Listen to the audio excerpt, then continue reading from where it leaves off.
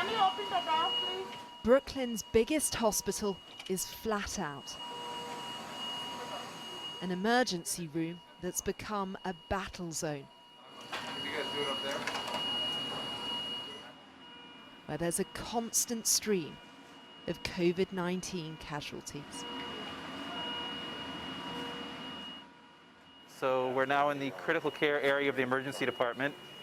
Everyone that's in here today is here due to breathing problems, almost uniformly all from COVID. We're seeing such a large increase on a day-to-day basis on the number of patients who are presenting in critical condition, requiring really all the resources that we have to provide in order to help them. Dr. Eitan Dickman says there are normally 17 beds in this room at Maimonides Medical Centre. Today, there are 32 patients, and the numbers are rising rapidly every hour. We have opened up new ICUs, new intensive care units. We've opened up new medical units in order to accommodate for this increased demand of patients who are coming in so ill. In a city of extremes, this pandemic has been a painful equaliser.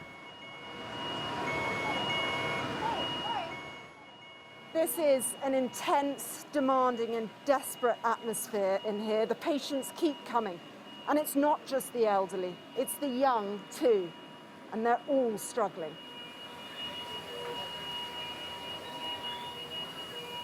It's a daunting new frontier for medics, even for the most experienced. We're obviously seeing a large number of critically ill patients. Yeah, I've seen some of the sickest patients I've ever seen in my whole career. Not only do they have coronavirus, but they also have their diabetes that's out of control. So it's particularly hard, and we're learning how to do it, how to manage. It's a brutal learning curve and an often unforgiving fight for those with existing health conditions.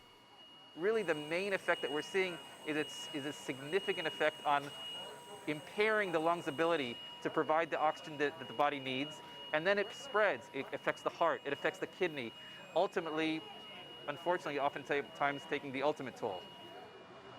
Elsewhere in New York, there's a dire lack of personal protective equipment for frontline medical staff. Some are so desperate they're making their own. Maimonides was well prepared and well organised, but they haven't faced the apex of this virus yet. How concerned are you about the days, the weeks and months ahead? I think we're in for a significant period of seeing a lot of very, very ill patients, and this is going to put a strain on the system. We want to make sure that we have enough supplies, including PPE for the staff, including ventilators, high-flow oxygen devices. At this time, we do have sufficient supplies, but that's something that we're monitoring very, very closely. Their work has spilled onto the streets. Triage tents at the front to tend to the living. Refrigerator trucks at the back to carry the dead.